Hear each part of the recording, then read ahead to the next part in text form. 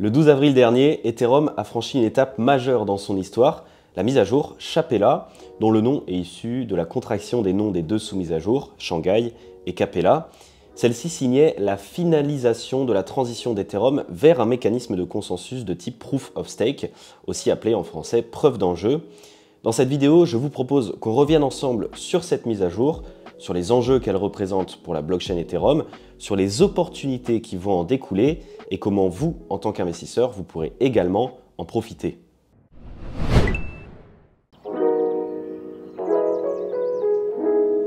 Avant d'aller plus loin, il est important de commencer avec une remise en contexte.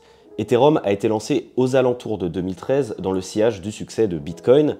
Naturellement, la blockchain reposait sur un mécanisme de consensus similaire à celui de Bitcoin, à savoir le Proof of Work, aussi appelé donc en français preuve de travail. Concrètement, les participants du réseau, aussi appelés des mineurs, contribuaient à la sécurité du réseau et à la validation des transactions en offrant de la puissance de calcul.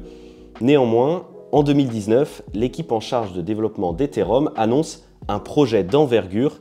Ethereum va faire peau neuve et changer complètement de mécanisme de consensus pour passer sur du Proof of Stake, aussi appelé, donc, comme je le disais tout à l'heure, la preuve d'enjeu. Cette fois-ci, les participants du réseau sont des validateurs et non plus des mineurs. Ils verrouillent la crypto-monnaie native de la blockchain, l'Ether, pour contribuer à la sécurité et pour faire fonctionner les transactions. En 2020, c'est la première étape de ce long projet avec le lancement de la Beacon Chain, la blockchain qui fonctionnait justement sur ce consensus de Proof of Stake.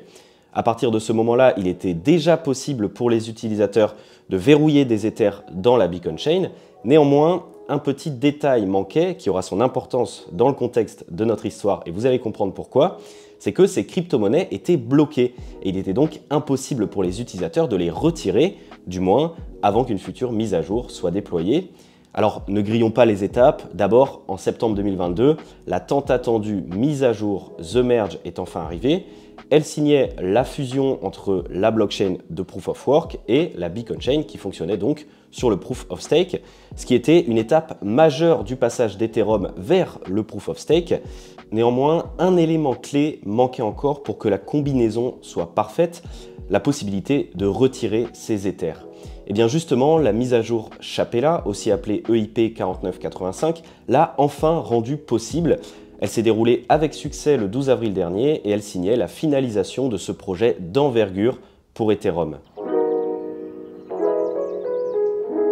Et bien pour commencer, le plus gros point est la consommation d'énergie qui devrait être réduite de 99,9%. En effet, le Proof of Work requiert que les utilisateurs fournissent de la puissance de calcul pour résoudre un calcul, que l'on dit d'ailleurs souvent complexe mais qui ne l'est pas tellement, mais qui permet de prouver que l'on ne triche pas. Ça demande donc une certaine consommation d'électricité pour faire fonctionner ces machines de minage. Le Proof of Stake est différent, puisque les participants du réseau verrouillent des Ethers pour le faire fonctionner. Ainsi, la consommation énergétique associée n'est pas du tout la même et elle serait réduite de 99,9%. Alors, qu'est-ce que ça va changer? Eh bien, dans un contexte où la cause environnementale est de plus en plus forte, ça pourrait être un élément majeur dans la décision des institutionnels ou des entreprises de construire leurs futures applications sur cette technologie et donc d'attirer de nouveaux acteurs. De même, la possibilité de retirer ces Ethers est un élément extrêmement important. Il est difficile de convaincre des investisseurs de contribuer au fonctionnement d'un réseau si on leur dit qu'ils ne sont pas sûrs de pouvoir récupérer leur crypto quand ils le souhaitent. Ça apporte beaucoup plus de flexibilité aux investisseurs et donc de confiance envers Ethereum. Cependant, il y a aussi des désavantages. Et le premier d'entre eux, c'est le risque de centralisation du réseau. Et ça repose notamment sur les validateurs. Sauf que pour devenir validateur, il faut créer ce qu'on appelle un masternode et disposer d'à minima 32 Ethers, soit 65 000 $ actuellement. Autrement dit, c'est pas à la portée de tout le monde. Alors évidemment, il y a des solutions qui se sont positionnées pour résoudre ce problème, mais on y reviendra par la suite. L'autre point, c'est la censure. En effet, les entreprises spécialisées dans l'activité de staking pour la blockchain Ethereum sont parfois soumises aux lois de leurs pays respectifs. Certaines d'entre elles peuvent donc être forcées de valider certaines transactions aux dépens d'autres, voire même de censurer certaines transactions.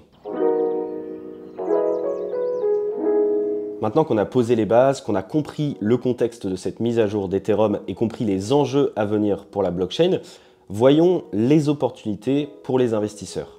Si vous souhaitez approfondir sur ce sujet, je vous invite à rejoindre Cryptos Research, qui est le groupe privé de Cryptos sur lequel nous vous proposons notamment de l'analyse technique avec Vincent Gann, que vous connaissez très bien, de l'analyse on-chain avec le professeur Chen, que vous connaissez également, et de l'analyse fondamentale avec nos experts qui justement cherchent continuellement à découvrir des nouveaux projets d'ambition et qui peuvent participer à des révolutions telles que celle d'Ethereum. Pour résoudre les problématiques que j'ai mentionnées auparavant et contribuer à améliorer le fonctionnement d'Ethereum et l'accessibilité de l'activité d'un validateur, par exemple, de nombreuses initiatives ont récemment vu le jour.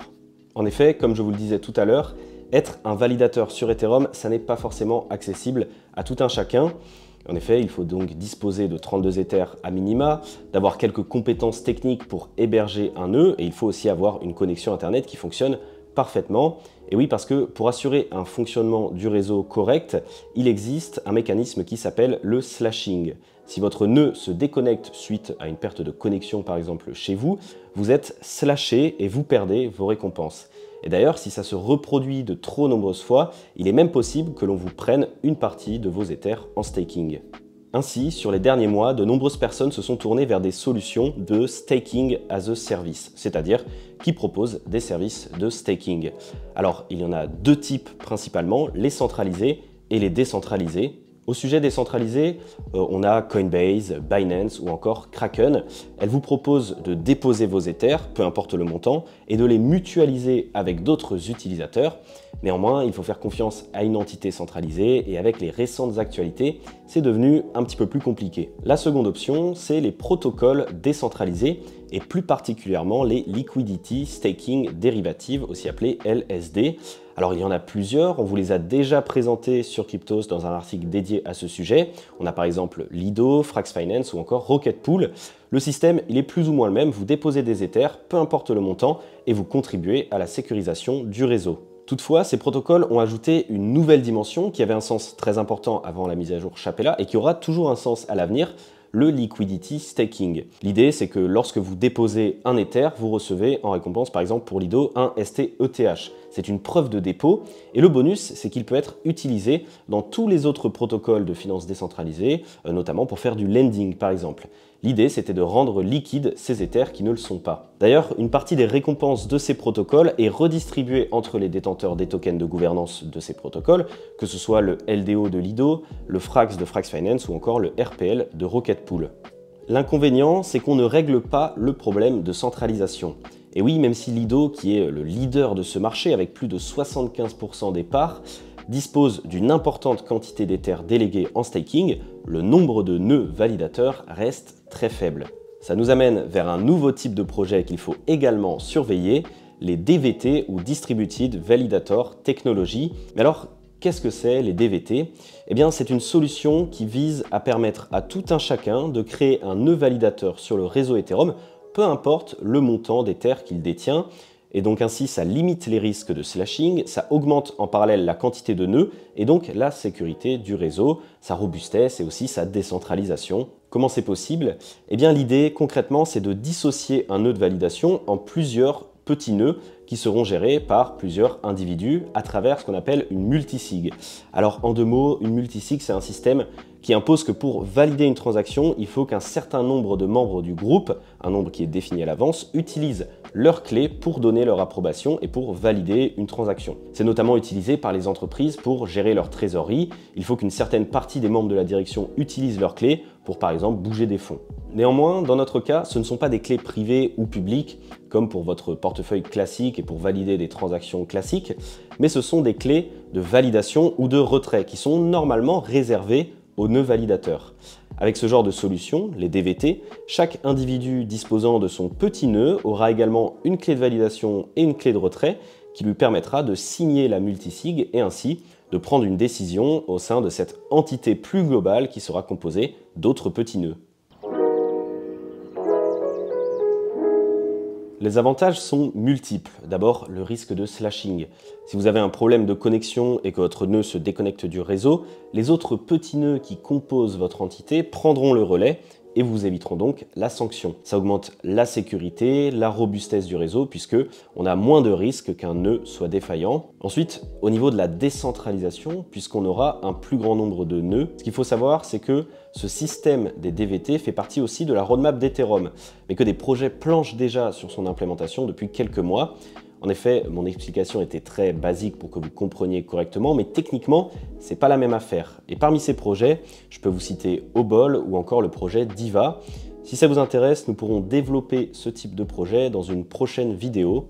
Alors évidemment, ça ne règle pas toutes les problématiques actuelles sur Ethereum, mais ces projets représentent un énorme pas en avant concernant la décentralisation et l'accessibilité du rôle de validateur sur Ethereum. Voilà, c'en est tout pour cette vidéo. J'espère que désormais vous en savez un petit peu plus sur la mise à jour Shanghai d'Ethereum et sur les opportunités à venir dans les prochaines années concernant cette blockchain. N'hésitez pas à rejoindre Cryptos Research si vous souhaitez approfondir ces sujets. Tous les liens sont dans la description. On se retrouve très bientôt sur la chaîne YouTube de Cryptost.